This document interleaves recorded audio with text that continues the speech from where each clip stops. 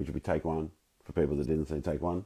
So I don't know, do we start from the top again? Got Cass Smith from Freedom Financial Solutions. We're going to teach us about getting our money out of the stock exchange and all that kind of hoo-hoo-ha. If we can get her on. And then I'll be heading off to Gaza after this one.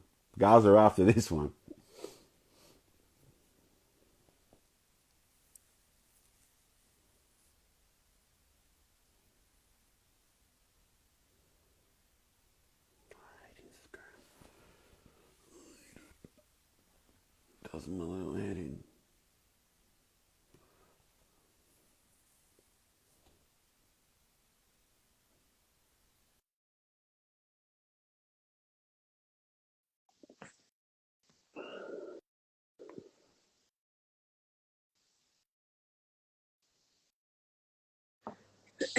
I'm back. All right. I don't know if we start from the top again because I don't know. No. Okay. Well, we could just. I'll give a really brief summary of what I've said before. Yeah. Okay. All right. So Mike asked me for my background, and I went through the fact that I've been in this industry for 30 plus years. I don't give away my age, so I'm not going to count that anymore. I used to say 25 years, now I say 30, but a bit more than that. And I started as an accountant with an accounting degree. Then I studied for a tax law degree and then a diploma of financial planning, then an advanced diploma of financial planning. I forgot that one. Then a diploma of mortgage broking, then a diploma of real estate, and then a diploma of property. So that makes me an accountant. I was a financial planner, a mortgage broker, a real estate agent, and a property advisor of over 30 years. So I've been around a really, really long time in anything but financial. I actually used to call myself sort of on the spectrum, autistic when it comes to financial matters, because literally that's all I'm good at. I'm not good at much else, but I'm an absolute whiz gun with numbers and anything to do with financial matters. I then also went on to study, I sort of got jaded with financial stuff, and I went on to study advanced coaching, advanced NLP, advanced hypnosis, advanced presenting. And then I was really at a crossroads in my life. I just went, well, what the hell now? I'm a bloody coach as well as a hypnotherapist as well as an advanced financial person. So I sort of brought it all together in a holistic way of looking at money. And I was explaining before we got cut off that money to me is always, wealth to me has always been about the balance between money and family and life and health and relationships, because money isn't enough. If you've just got money, you're a pretty sad person because you haven't got everything else that balances your life. Then over COVID, that became even more apparent to me. I was having a look at what was happening in the world and going, you know, these people that are filthy rich and got absolutely everything, they're still locked down, they're still unhappy, they're still having failed relationships. And then, Mike, we were talking about what's coming in the future of the world. And what I see coming is money is going to be fairly irrelevant with what I see coming. So what can we do? Let's start with some little simple things. What can we do? Yeah, for sure. And I need to be careful for those that were watching before. I got kicked off, and that has happened to me before on another podcast where I started talking about some certain things, not the C word or the V word, but the big bad words called, you know, when prices are rising. I won't say the word, but when prices are rampantly rising, or the thing that the banks charge us on the loans that we borrow. Those are two words that have had me kicked off before, so I won't say them in particular. But in terms of the prices rising, we are all seeing it. There would be no one watching this that hasn't felt the impact of petrol prices rising, food prices rising. It's just costing us so much more just to feed our families. And it's really, really sad to look around Australia. There are people out there that are choosing between feeding their family and paying their electricity bills or filling their car and going places. It's getting that bad.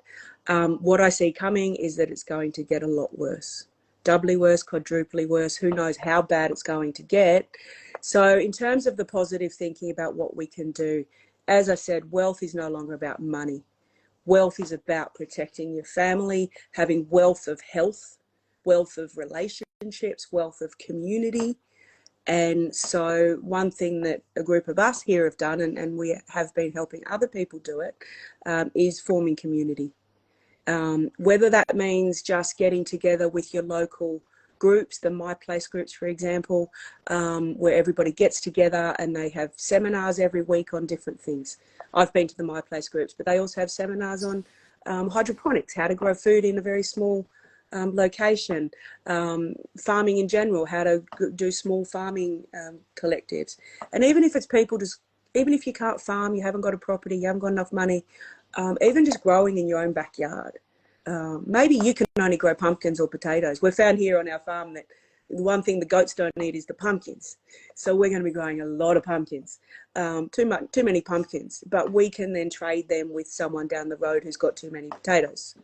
So, I mean, it's quite exciting in my way of thinking, because it's about going back to basics, back to where humans were at their best and their healthiest, where we were on the land, providing our own food and sharing it with communities. So people have asked me, and it's really sad, I do one-on-one consultations with everybody out there. And some people are in a terrible, terrible situation, and they ask me what they can do. And it's these small things about growing food, sharing it, forming communities, so that when anything worse comes down the line, you've got people to call on, you've got people around you. On a bigger level, if you want to hit a bigger level, I was talking to someone the other day about super, and I actually know how much I've got, but I never cared, and I actually envisioned being dead before I can get it anyway. And who knows by that time anyway if I can get it. But I know you do a solution for that, which is fully legal and legit. Again, I'll state that because I haven't stated it in this video. You are a proper accountant. You do own a business that's proper. This is not no tricky paperwork thing. This is all legal with the ATO and all that kind of stuff. What is it?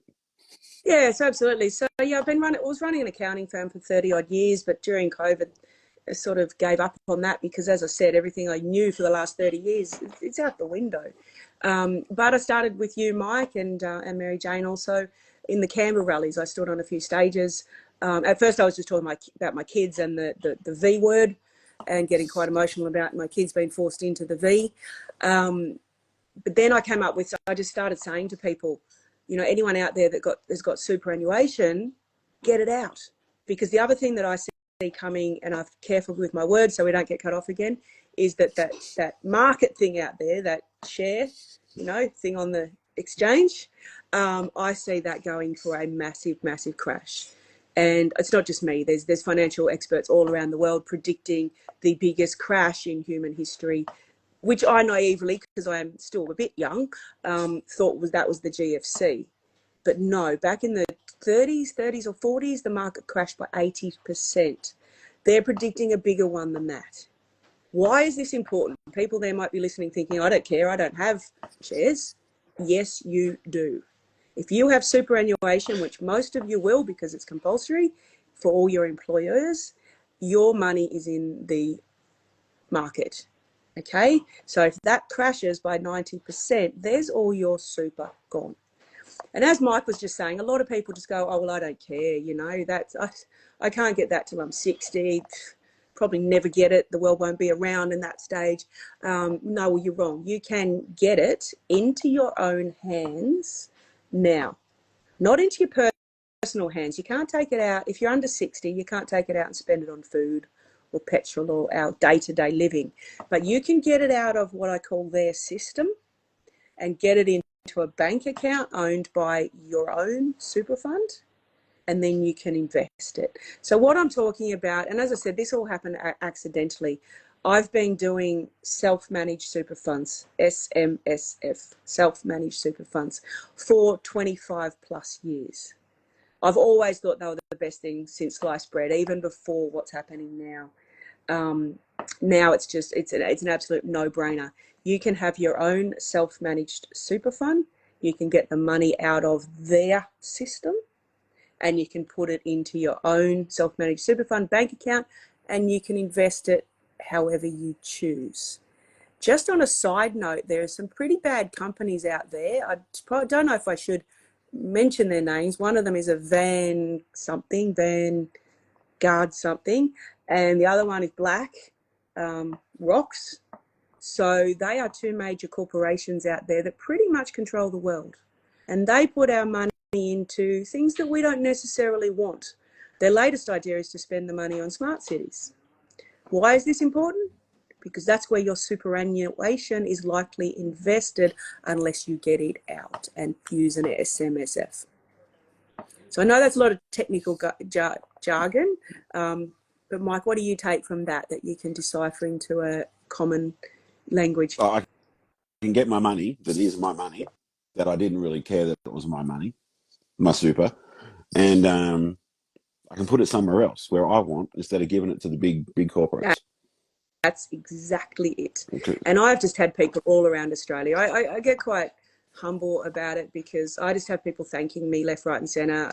Even today, someone saying I'm their hero. I'm like, I'm not a hero. I've been doing this for 30 years and I now see how my skills can help. I think I was really just put right here at this time in this place because last 30 years doing all this financial stuff, as I said, the only thing I was good at was financial stuff, not good at anything else. And I used to question myself going, what is all this about?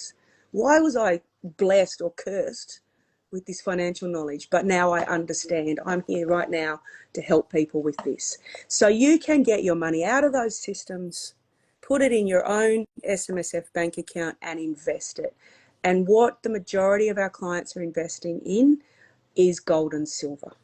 Some into property, rural property in particular, so that you can grow your own food, have your own animals.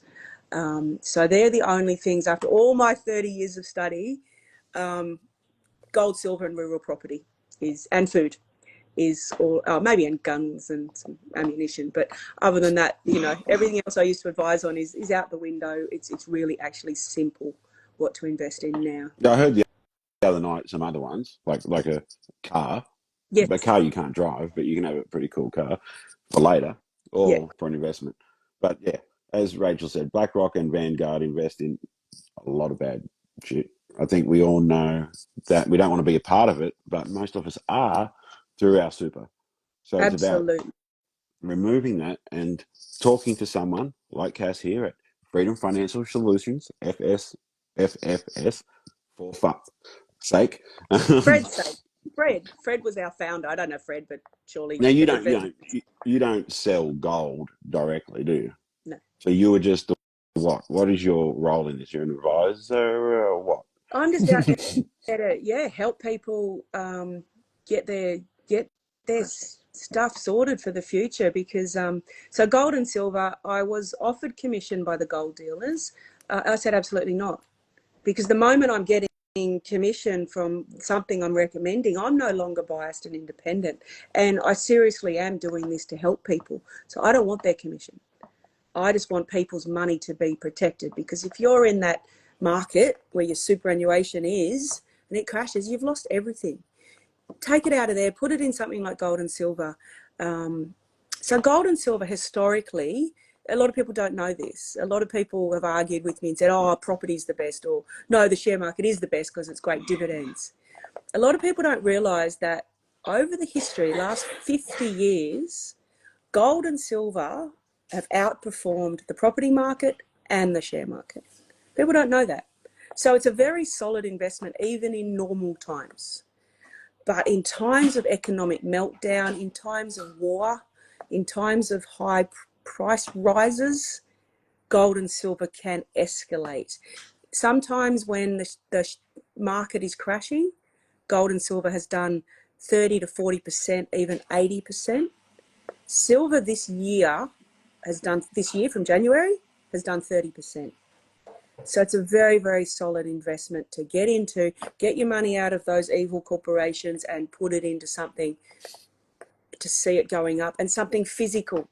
Gold and silver is a physical asset. No one can press a button on the internet and it's gone. It's physical. You can see it, you can hold it, you can touch it, you can kiss it if you want to. It's a physical asset. And what about the property? Because the property sounds good to me. Yeah, so I have been a property lover my whole life. I bought my first property when I was 17. I've built up big portfolios only to lose them in divorces again and again. I built up my portfolio again to where I wanted it, on my own. No one could take it off me this time. And then it was only about a year ago, this time last year, I sold all of it. I've written books on property. I've written in the Property Investor magazine. I've been doing this a long time, and I sold all of it. I contacted my business partner, who's our sales agent, and I said, Jeff, sell this one and this one and this one and this one and this one. In fact, sell all of them. And he's like, what's going on, Cass? You know, you're the property guru of the firm. Why are you selling everything? And he's not like-minded, so I just joked and said, I'd tell you, Jeff, but you'll call me a crazy conspiracy theorist. Anyway, I sold all of them. And I could be wrong, because there are reasons for property to continue going up, which is all the immigration. The government is deliberately bringing a huge amount of immigrants over. Not that I'm against it, but there's nowhere for these immigrants to live, so property prices will continue to rise whilst ever they're flooding our country with new people. However, my gut feeling about property now, after 30 years of loving it, is that when everything crashes, property will crash too. That's on the basic common sense to me, is that when prices are rising and everybody's running out of money, people are losing jobs left, right and centre with the AI technology taking over jobs. There's so many things going on. They're raising our rates. They're raising our land taxes. They're raising the thing they charge us on our bank loans. They're making property unaffordable. So when the average person out there can't afford a house, and I've heard that the next generation, they've just given up. They're not even going to try buy a house. So when all the people can't afford a house anymore, it's a supply and demand factor. If the demand drops off because people can't afford it, the only way for prices is to come down. So I got out of that. There's probably another factor, if we go down a rabbit hole, is that the way they're raising our rates and land taxes and the rates on our loans, I feel they're deliberately trying to force people out of housing. Floods, whether they're man-created or not, fires, whether they're man-created or not, seem to be happening in very strategic areas where they don't want the people. So, and really dark rabbit hole, but this is the absolute truth, it's not a conspiracy, is that the state governments, WA, I read their legislation, and I believe other states have already followed suit or are going to. They passed a legislation. I didn't believe it. I downloaded and read it word for word. They passed a legislation that if they declare an area a disaster zone, the government can turn up at your, actually not even the government, elected officials, so any goddamn person that the government says they can do this, rocks up at your door, they can turf you and your family out of your house. No warrant, no court order, nothing. Just a government declaration of a disaster zone. Think Lismore, that was a disaster zone. Think the fires, they're all disaster zones. Think the next pandemic, the whole Australia becomes a disaster zone, and they throw everyone out of their houses and put us in a little city to keep us safe. That's, in a big nutshell, why I don't do residential property investment anymore. Rural property, yes. So you can grow food and have animals, but not standard residential in property. Someone's in the comments going on about gold, how gold is a scam, which I guess everyone's got their own opinion, so I'm not even complaining. I don't know. They think it's going to fall, and gold. I guess in this movement, again, we're full of conspiracies coming from every angle. Like I could just say your housing one was a conspiracy too, because Yeah. I'm like, 30 years ago, I felt the same. 30 years ago, and then especially when I moved to Canberra, I'm like, the public servants were all going to lose the jobs or something, and I was like, yes, then everything will go down in price. But you can't afford to live in bloody Canberra. Like, it costs $300 a week to rent a room in someone's house. Yeah. Like, you can't afford it. So we don't know. But yeah, what do you think about gold being used to trick the freedom movement to buy gold? So then gold just crashes and everyone in the freedom movement loses everything. Yeah, there's a really easy answer to that, Mike. Gold has been around since the Dark Ages. The very first industries in the world, like going right back to the beginning of when humans started to, you know, become a little bit creative. We got rid of our sticks and stones and started inventing things. Gold blacksmiths and goldsmiths were the first industries. And gold was the first currency. I mean, we've all seen the movies back in the Dark Ages where people walked around with little bags of gold, and had to trade in the gold, and the kings and the emperors and all the wealthy people had all the gold, and they had gold thrones and gold staffs and gold jewelry, and that symbolized their wealth. Gold has been around since the beginning. The only thing that changed from gold to become what I call paper money, fiat money, like the money we use now, which is just paper notes. It's a $50 note isn't worth $50. It's worth 1 cent. That's how much it costs to produce. Probably not even that, 0.01%. So our paper money is worth nothing. But paper money came into existence because eventually someone smart out there, supposedly smart, said it's a bit annoying to drag these big bags of gold around.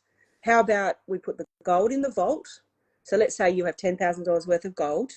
You put it in the bank, and the bank gives you $10,000 worth of notes. And that's what happened. And the way it used to work is that how much gold you had to equal how much gold you'd put in the vault. Even the countries. So Australia's money in circulation had to equal how much gold was in Australia's vault. 1971, so only 53 years ago, was when the world ditched that standard. So it's been around for over 6,000 years as the base currency. And what's happened as proof in the pudding is that's what's happened in every economy around the world, and there has been over 3,000 economies collapse in the history of the world. And what happens in those economies is they go back to the gold standard. So gold has history. It's always been there.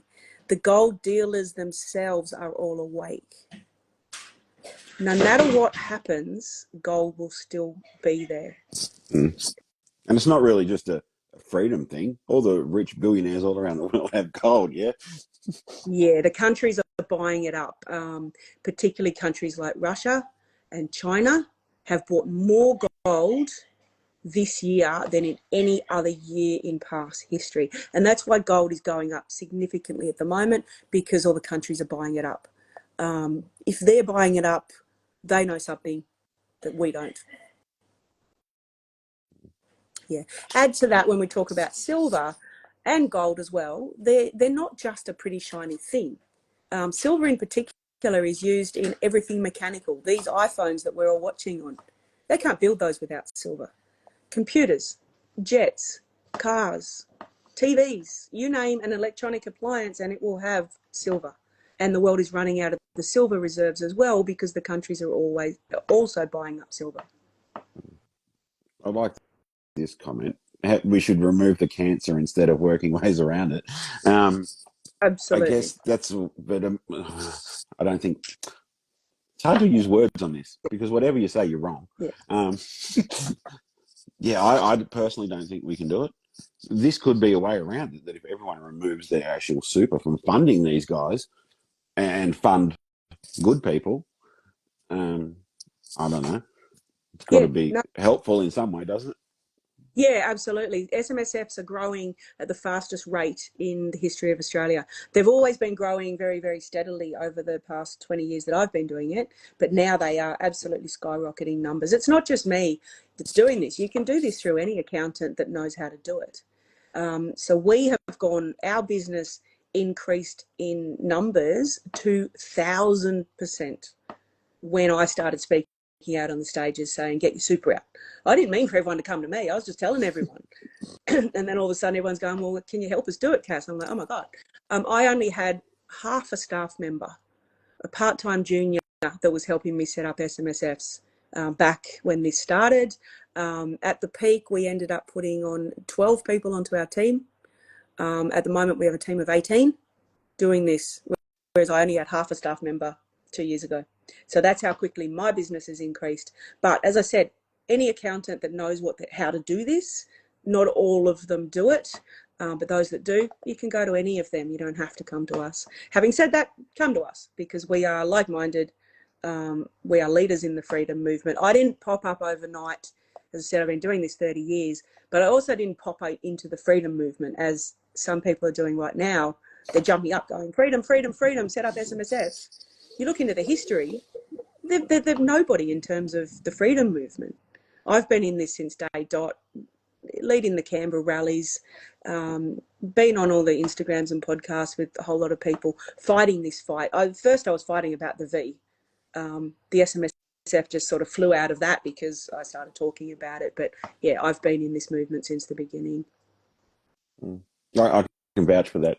She was there at the front, behind my banner. No, in front of my banner with the megaphone. Hands off our kids, and crying because they were injecting my kids as I was marching that march. So yeah, she's a real one. And how do people contact you? So the business is Freedom Financial Solutions, FFS. You have to use the FFS at the end because there is another Freedom Financial Solutions who's got nothing to do with freedom. They get you into heavy debt and mortgages. So it's Freedom, and our website is just Freedom FFS. So Freedom for Fred's sake. Freedom for Fred's sake. You can book now to talk to myself. I'm pretty heavily booked because I'm moving states at the moment and I'm packing up a house, moving to the farm. I walk my talk. I'm moving to an off-the-grid rural community where we're busy yesterday planting our gardens and drenching the goats and shearing the sheep. So I do walk my talk with everything I say. But Freedom FFS, if you can't get into me, Mary Jane, who is actually with me at the moment, but she is not talking because she's got a very bad cough. I think you put too many E's in that. Did you? Yeah. Is that the website? You've done terrible. Yeah. There's no, yeah. Anyway, she'll put that back up. So Mary Jane is always available for a chat on the phone, email. You can book in for a book now chat on the online with Mary Jane, and her team get it all set up. I just oversee the teams. I'm probably more, if people want a one-on-one consult with me, they can book in to see me. I do charge for my time now, only $110. The reason I do that is I was doing it all for free in the beginning. I was getting smashed. I had 25 appointments a day. I got absolutely burnt out and I couldn't do it anymore. So now I charge so that that's just to encourage people to read everything we've got. We've got so much material out there. Read it. You probably don't need to speak to me. But if you do, then there's the charge to save my time. What else was I going to say about that? Oh, and the other thing about me charging for our time and everything we charge for what we do, we run as a non-profit and we give our profits back to the freedom movement. So we, at the moment, have been an active supporter of, whether you like them or you don't judge us for this, but Voice of Freedom, Carl Liebhold, we've been a very active supporter of him. I have been supporting Michael Gray-Griffith. I've been supporting Serene Tefferner.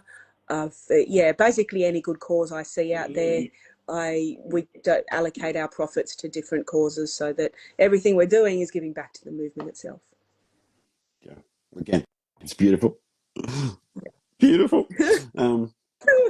I just want to, again, try and just tell people it's real because a lot of people, including myself, we doubt everything. We look for the conspiracy in everything. And we hear a lot of crazy stories every damn day of all these fake things and people getting their car window smashed and sent to jail and knowing the trick to get out of jail, but getting sent to jail anyway. And all this crazy bullshit. People saying don't pay your rates and then losing their house. What you're saying is legit. It's backed by the tax department. And like this person here said, gold could go down. Gold can go down. Gold can go up. Well, what about crypto? Yeah, sure. So a lot of people ask me about crypto, and my famous saying for that, it's not actually me, someone in one of the gold firms said this, but I loved it. Put everything that you can't afford to lose into gold and put everything you can afford to lose into crypto. So I'm not totally against crypto, but to me, it's just another internet thing that press of a button, the internet's gone, it's all gone. And then people go, oh yeah, but there's cold wallets, you can keep it off the internet. But okay, but then how are you going to trade it? Maybe in a cold wallet, but if the internet's gone, it's still gone. So I'm not a fan of crypto. Having said that, I have a bit. It's one of those things, you fear of missing out, so you may as well have a bit if you can afford to lose. So if you've got a spare $100, $500, $5,000, $50,000, whatever you've got spare, that if it crashes and you lose it all, you're going to be okay. Put that into crypto. I don't personally advise on crypto. There's plenty of people out there that do. Just be really careful of scams. There are so many scams. Anyone else out there that wants to join our newsletter as well, it's still spelt wrong on there, I think. Anyone out there that wants to join our newsletter, we send out stuff about this all the time. We use Ainsley Bullion as our trusted gold dealer. They also have a crypto facility, and their crypto is backed by gold. Don't ask me any more about it. Ask them. It's over my head. But if you are going to do crypto, just do it with a really trusted supplier. Don't follow any of the Facebook posts and end up getting scammed. Research the dealer. How long have they been around? What's their history? What's their credibility? Someone like Ainsley Bullion, I have done my crypto with them because I do trust them. Yeah, that's another thing that I personally thought was a scam, and what a stupid thing to go and buy some fake money. But I've got friends that have bought properties and homes from not much money. Yeah, and that's what I mean. Put what you can afford to lose in there, because you might be able to put $1,000 in there, and it might be worth $100,000 in a few months or a year's time, as long as you can afford to lose it and you're not going to stress too much. Gold and silver, on the other hand, and we didn't mention Michael when we talk about that, Myk, is you can have your gold and silver, even in the SMSF, you can have your gold and silver and you can store it at home in your own, hopefully in a good safe, hidden well away, buried in the backyard, wherever you can hide it. You can have it at home. So no matter what happens in the world, your wealth is stored with you in your own home. Yeah. Yeah, because someone asked that earlier. Can you get can someone just come in and take your gold? Can no. the authorities come and take your gold? No. I love that question. So it's only happened once in the history of the world. In the, I think, 1930s or 40s, America decided to confiscate gold. When I say confiscate, what they did is they declared an executive order and they said everyone needs to bring their gold back to the government. They didn't steal it. They paid the people the value of gold at that point in time. But the only people that took their gold back to the government were the compliant people. All the farmers out west, the farmers that have got their guns, basically said, yeah, make me. And the government didn't go after them, didn't chase them. The government wouldn't have the resources to go to everybody's house, knock on their door and say, give us your gold. And I can tell you what, if they came to my door and said, give me your gold, oh, I've got dementia. I don't know where I put it. I gave it away. You know, you don't have to tell them where it is, as long as you keep it well hidden. So I doubt, when I talk about risk, like there's risk in the share market, there's risk in cash at bank. We haven't spoken about that. Big risk at having money in the bank. Big risk at having cash at home because it's going backwards. You know, you might have $1,000 cash stored at home. You could buy $1,000 worth of food. If you go and save that cash for 6 months and go and buy food, you're only going to buy half the amount of food. So cash is actually really risky. Property, I think, is risky. Everything's risky. The chance of the government confiscating the gold, I think, is the lowest risk there is. And even then, you would just hide it. I think, again, for me, I can't speak for everyone, but I know for me, change is hard, especially when we don't understand it. I know when I go to KFC drive-through, I can order a zinger meal, and it's a zinger meal. When you go to a restaurant, you've got a menu, and there's all these words you've never heard of, and you're like, oh, I don't even know what that is. Again, from the hood, but it's hard. So when I bought some shares once, actually twice. I've got some shares where I don't know where they are because I think I've got a piece of paper back telling me about it. I can hear you. I just can't. You're not moving. She's gone. That'll be that, I guess.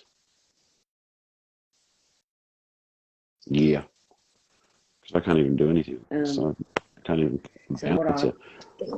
Yeah, we're back. I can hear her again. I can hear you. Yep, we're back. We're back. Okay. Yeah. I was saying I've got shares. Well, I had two. Now I only have one. The one I've got, I don't know where it is because no one taught me how to use shares. I bought them. I got sent a piece of paper 10 years ago. I don't know where the piece of paper is. I have no idea where the shares are. Yeah.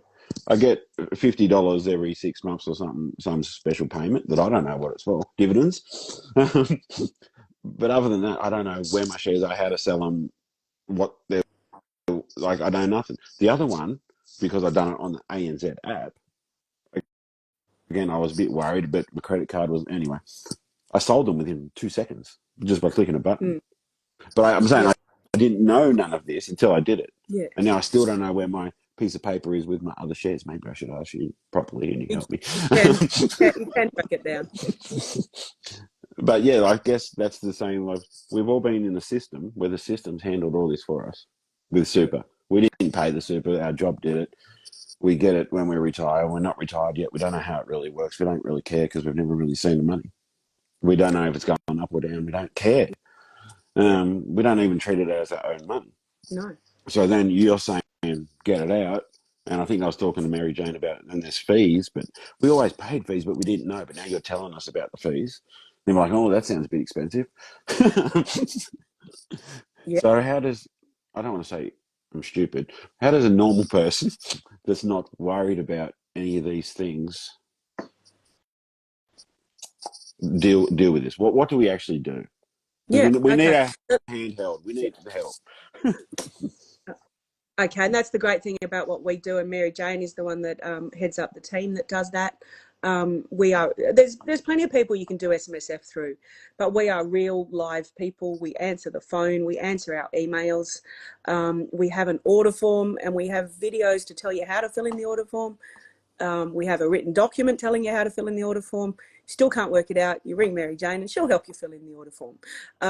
So what we talk about in our seminars about this, and we have plenty on YouTube, people can watch heaps of videos on how to do this. But yeah, the number one thing is we say we will do basically about 95% of the work for you. There are a few things people need to do. Fill in the order form. When we prepare a whole lot of documents, we send them out to you, you sign them, get them back to us. And then we take it from there. So it is a very, very, one of our key motto at the moment is your super, your choice. Obviously came over a very famous saying we used to all say in our rallies, your body, your choice. Now it's your super, your choice. But my motto before that was self-managed super fund made simple. So we pride ourselves in making it as simple as possible for people. And we have a whole team of people to hold your hand, real live people, as I said, that actually answer their phones. Most of them are from the freedom movement. I recruited off Awoken Canberra back in the day. And if they're not freedom orientated, we quickly beat them around the head until they are. We've got quite a few really nice young kids that have joined us, and we are educating them every single day. I'll tell you a funny story. We did a recruitment drive because we really needed a new receptionist. And this poor lady came in, and a young girl came in. She was so qualified. She had 2 degrees, a law degree and some other degree. On paper, she was fantastic. She came into my office wearing a mask. This was only 2 weeks ago. This was 2 weeks ago. And she sat on that side of me, and I just sat here and I just stared straight ahead. I didn't even look at her until the point in time I said, "Can you take that off?" And she did. I didn't ask any questions. I just sat there. My other co-interviewer interviewed her. Interview lasted about 3 minutes. And then as she walked out the door, the staff were all watching. She walked down the stairs and put her mask back on to drive home alone. And all the staff looked at me and said, "I guess she's a no." Yes. So we try and recruit very open-minded, like-minded people, and we're all here to help. So SMSF is complex. If you Google it, the two disadvantages, if you Google SMSF, you won't find it's a scam. It's there. It's been around 25 years. But the 2 things you'll see, firstly, is it's complicated. It's incredibly complicated. But that's what we have a team of 18 people to help for. Part of that team, half of that team are admin with Mary Jane, helping the process. The other half are fully qualified accountants that have been doing this for 10 to 15 years. So we have a huge amount of brains between us all. So we make it simple, not complex. The other disadvantage you'll see is the fees. So let's talk about that for a moment. Myk mentioned earlier, you're all paying fees to your super fund. And something that I've been saying, not just now, but for the last 10 years, I've been very vocal about the fact that super funds are lying to you, outright lying. Because on their statement, you'll see an annual fee, and it might be only $200, $400, depending on how big your fund is. That is BS. Because what they're then doing is then they're investing all your money into those companies we mentioned earlier, and those companies are charging you between 1 to 1.5%. You don't even know it. You don't see it. It's not disclosed to you. Some of the super funds are starting to come honest, and they put a tiny little, you can hardly see it, right down the bottom of your last page, asterisk. There are other fees. Read the product disclosure statement. Yeah, great. Who's going to go read a 200-page document? Even I read them and fall asleep and can't understand them. So anyway, so when it comes to an SMSF, we can show you how it can actually be cheaper to run a self-managed super fund than what you're currently paying. The difference is you see the fee. It's in your face. You have to pay it. And people complain, oh, the fees, the fees. Yeah, and then I remind them, yeah, but all the fees you were paying before that you didn't even know about. Just one other thing to mention is a self-managed super fund can have up to 6 people. So you can make your fees a lot cheaper by sharing the load. We don't suggest everyone rush out and find 6 random people. Do it with friends, colleagues, family. We have a lot of mum and dad and adult children, or brothers and sisters, or best friends, a husband and wife, you know, all that joining their super together, which brings down the fees again, because we don't charge more for more members. So it can be very economical. And once again, the main point is to get control of that money and invest it in something that you feel safe and good about. If it is crypto and you're good on crypto, go for it. If it is artwork, go for it. Myk mentioned earlier, vintage cars. Yes, you can do that.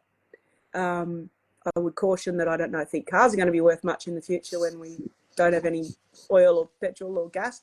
But, you know, if that's your thing, go for it. It's your choice. That's the point of the super SMSF. It's your choice. You get to choose. We don't get anything out of what you invest in. We don't invest it for you. We just help you do it. Yeah. Yeah. Anything else? I can't read the questions because mine's frozen. Is there anything you can see there? Mary Jane will look through, or I can't get mine frozen. Hers is frozen too. If there's any way of shooting them to me, I can answer them. They'll disappear, yeah, but Yeah, because we've got your wrong web page there, and I can't fix that. I can't do nothing. I deleted the old one. yeah, it's still put the new one there. in twice. So it's just, Mary Jane spelled it wrong. It's just Freedom, spelled like freedom, FFS. Even if you Google Cass Smith accountant, I'll come up. My other name is Catherine Smith. So anyone wanting to look into my background, I sort of had an identity crisis during the whole pandemic. It was always Catherine Smith. So if you want to see my history, Google Catherine Smith accountant. Not the Catherine Smith that killed her husband in cold blood. That's not me. Though I've thought about it, but I haven't. Catherine Smith accountant or Cass Smith accountant, and you'll find me easily. No, you can't. You can't do that. Just one thing we haven't spoken about, Myk, is mortgages. So rates are going up and up and up. They've stabilised a bit at the moment, but that has crippled some families. Really, really taken all their cash flow and now channeling it to their mortgage to try and keep a roof over their head. People ask me what to do about that. And one thing about me, for anyone that knows me, is that I'm very blunt. I'm very direct. I don't beat around the bush. I'm not here to waffle and BS. So I've had, like, for example, I had one couple come to me and say, you know, they've got a $1.4 million mortgage, and they're living in a beautiful suburb in Sydney, and they're in that area because the school is really good, and they've got their kids at a private school, you know, $80,000 a year in school fees. And they're like, what do we do? You sell your bloody $2 million house, pay off your mortgage, buy something cheap and affordable. Oh, but then my kids won't go to the school. Homeschool them.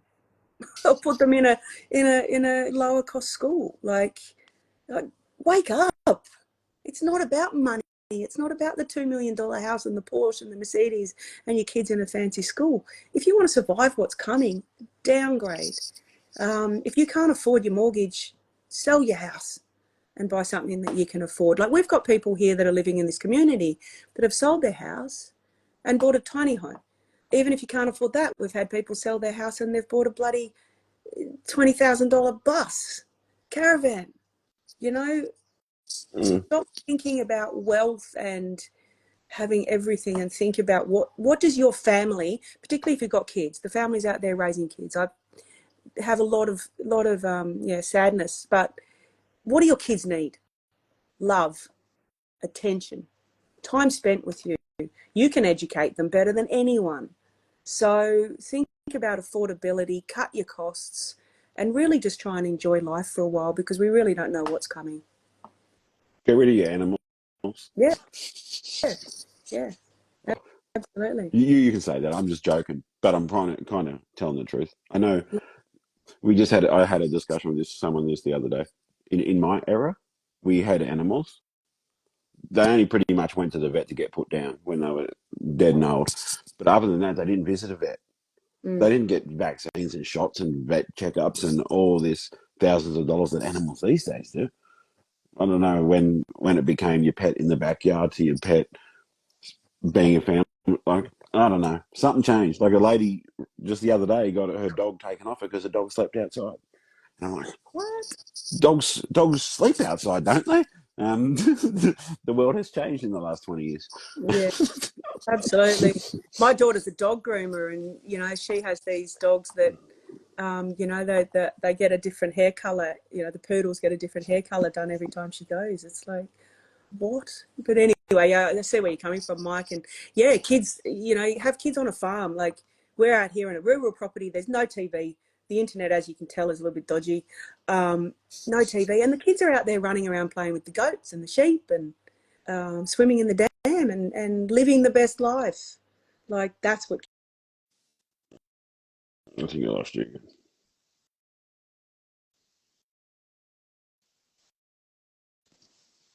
I think we're almost done anyway.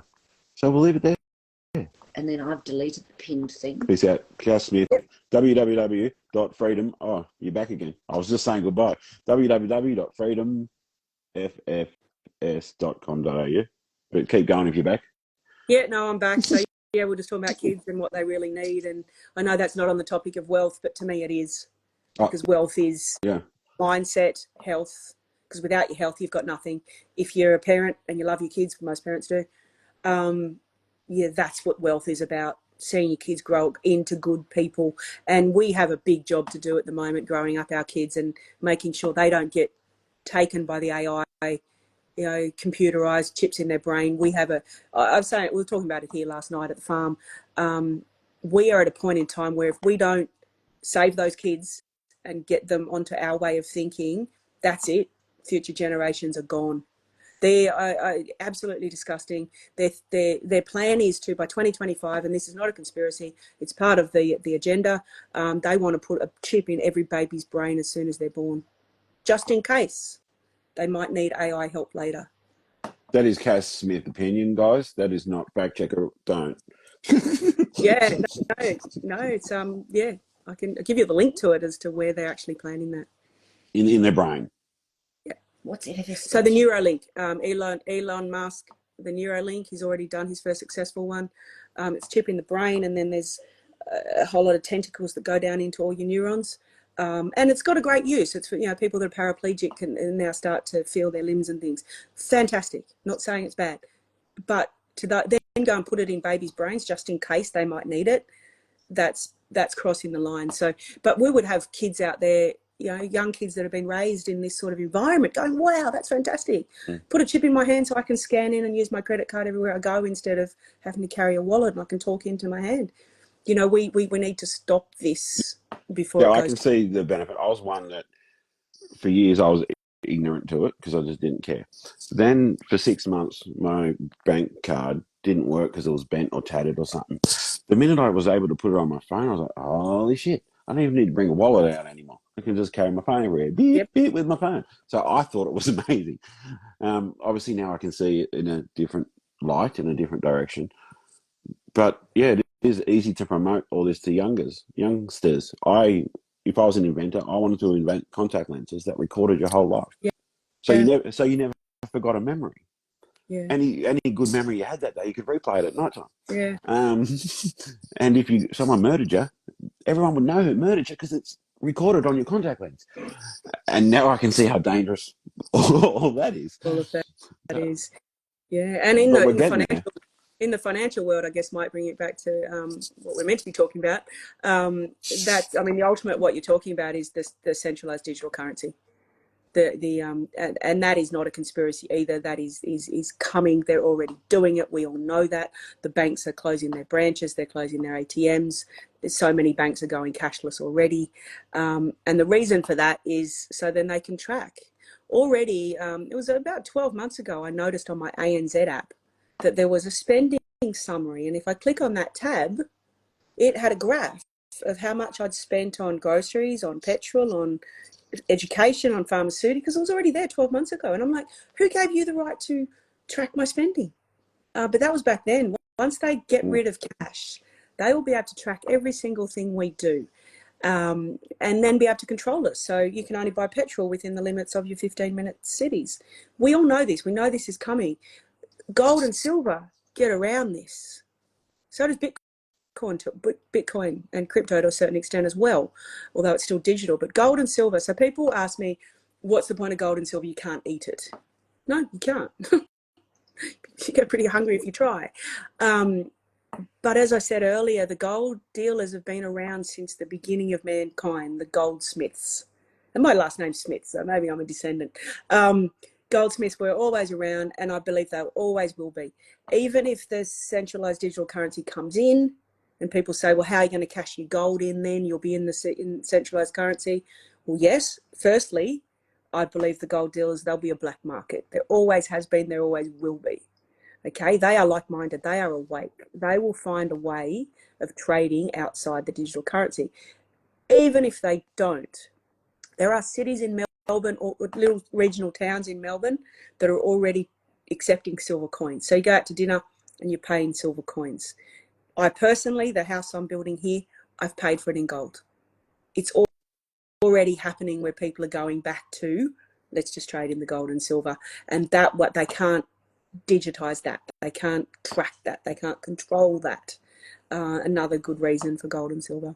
And it hurts them. Well, in the last 2 years, I've struggled with a certain two main things. One was proving I was a real person because I was that removed from the system. I could not prove it when I needed to. For instance, to get Centrelink, to get a driver's license or to renew a driver's license. They had all this information you're saying. They had access to all my bank accounts, and they were like, well, you haven't shopped here. Why haven't you shopped? Well, I had no money to fucking shop with. But I didn't beep anymore. Yeah. You know what I mean? So it was cash. So there was no proof of me actually living in a location in their systems, which made it hard for them to... I still have a false... I can't say too much on the internet in case... Be careful. But I'm lost in the system right now, which I actually hope to be arrested one day so they can go... And I'm like, well, you guys wouldn't do anything in your system to help me because you didn't believe I was a real person. Yeah. Stay that way if you can. Yeah. So it's a bit difficult. Yeah.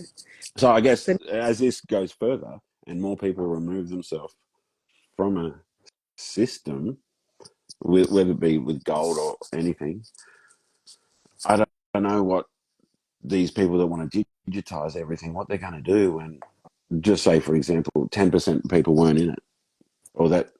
Imagine if it went to 50%. Then we do have two different societies live in parallel. And then my hope would be that they give up on the centralized digital currency. If enough people fight back, and we have our cash out Tuesdays, do it. Take your cash out every Tuesday, and pay for everything that you can in cash. And if you go to a business and they go, sorry, we don't accept cash, walk out. You want a coffee? There'll be plenty of other coffee shops down the road that will accept the cash. Except hold on. Yeah. When I was in Sydney, that is the only time I've struggled. I couldn't get on the train. Oh, yeah. Like I couldn't get on the train. You had to beep your card. And I'm like, I don't have a card. they're like, go to the man. I talk to the man and I tell him, and he's like, yeah, you got to go to the machine and beep the card. I go, I don't have a card.